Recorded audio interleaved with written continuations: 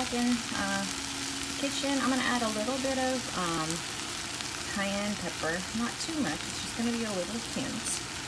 I tend to overdo this sometimes, so be careful. In goes the duck, the sauteed duck, and let's see, salt and pepper one more time.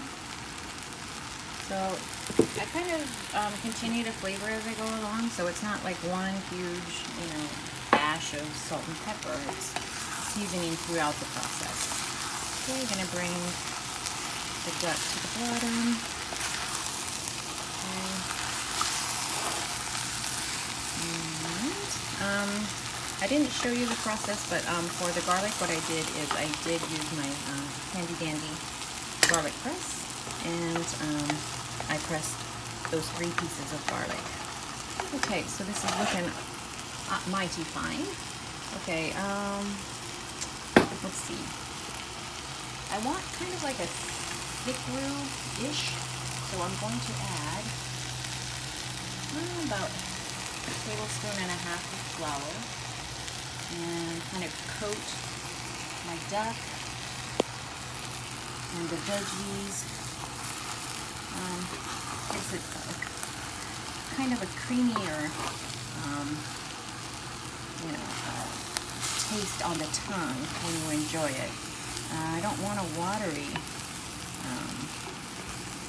ragu, but nor do I want, a thick oozy kind of, just about right. So, like I said, about a table and a half of flour. Kind of cook that flour so it doesn't taste floury. Like if you don't cook flour, it has a very floury taste, and I didn't notice that until somebody mentioned that to me. So tricks that you learn along the road, eh?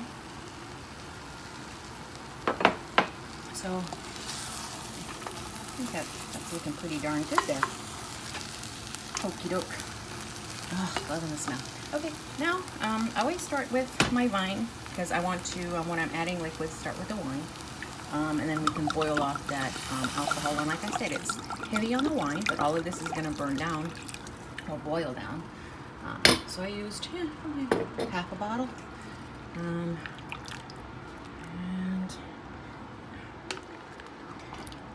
oh God, look at the colors. It's just amazing. Loving this. So this is what I'm doing at 5:30 a.m. Everybody's in bed. It's nice and quiet. This is my therapy. I love it.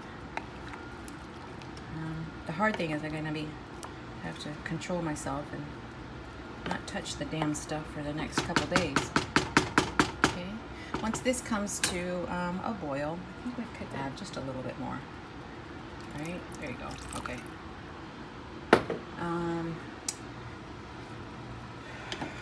Yeah, once this comes to a boil, I am going to add the chicken stock and mushroom broth. So I'm going to strain this because I think these are good to go. So those, like I said, the mushrooms, I'm going to add those later on in the game. So I'm going to just save these for later.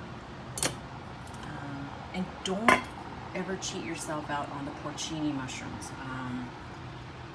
You do that and it's just a waste.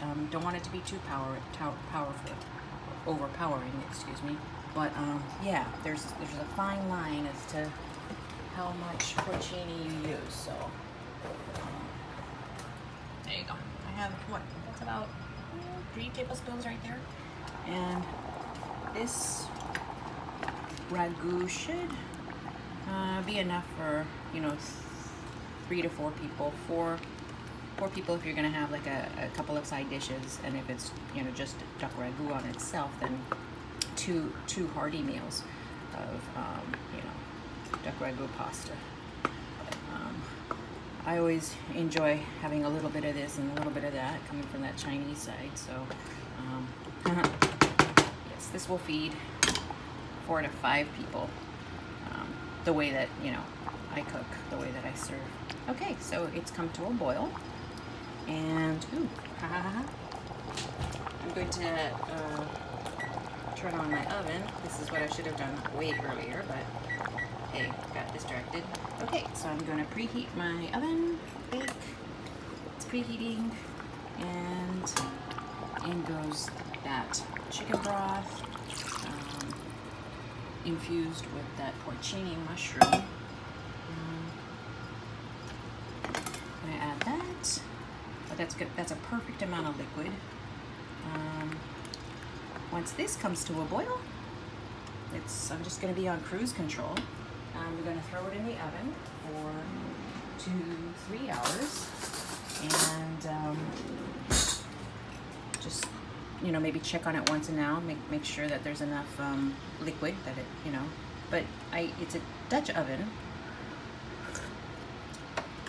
Got my Dutch oven here, so we probably won't have to add any liquid, but I always like to just make sure everything is golden. And the last ingredient that I'm going to add here is going to be the couple tablespoons of tomato sauce. So let me see if I can put the color down. Oops, there we go.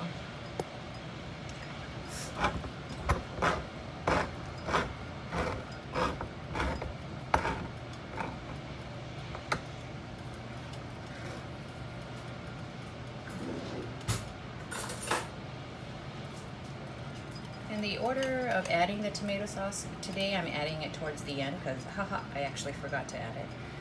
That's why I always like to actually line up my ingredients in a row so that, as I'm cooking, my little ADHD self doesn't get distracted. But yeah, so here goes that 3.5 tablespoons of tomato sauce.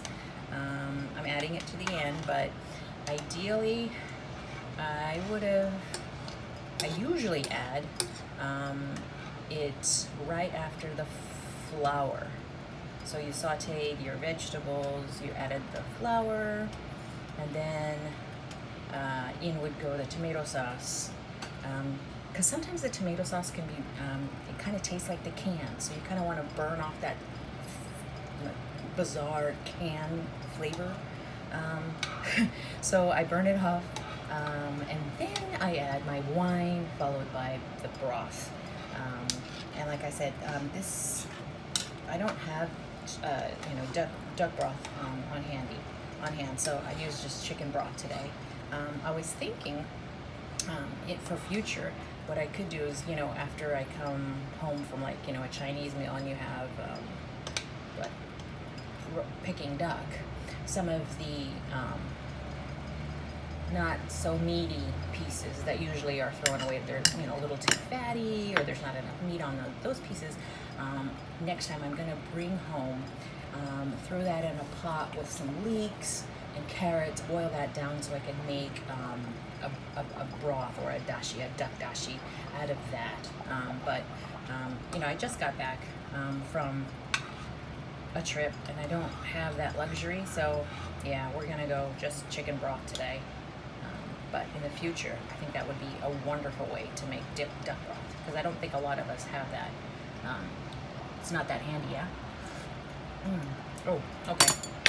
Beautiful. I'm gonna add a pinch of sugar, and sugar just kind of, balances out. It's that feng shui that we want. So in goes the sugar, and I reckon that's it for the next couple of hours. So top on, and it's gonna go straight into the oven, and I'll show you what it looks like in 2 to 3 hours, and then we'll add in the mushrooms and go from there. All right, have a good one. See you soon.